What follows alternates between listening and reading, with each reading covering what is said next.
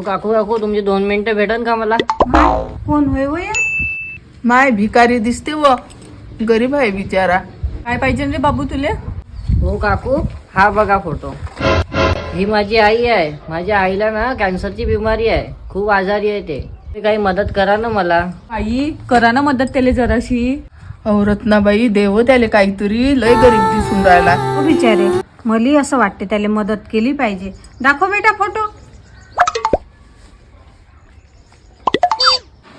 काय रे पोरा, तुले कोण शिकवलं हे भीक मागायचं, अशी ऍक्टिंग करायची? हो काकू खरंच माझी आई बिमार आहे. मी ऍक्टिंग नाही करत राहिलो.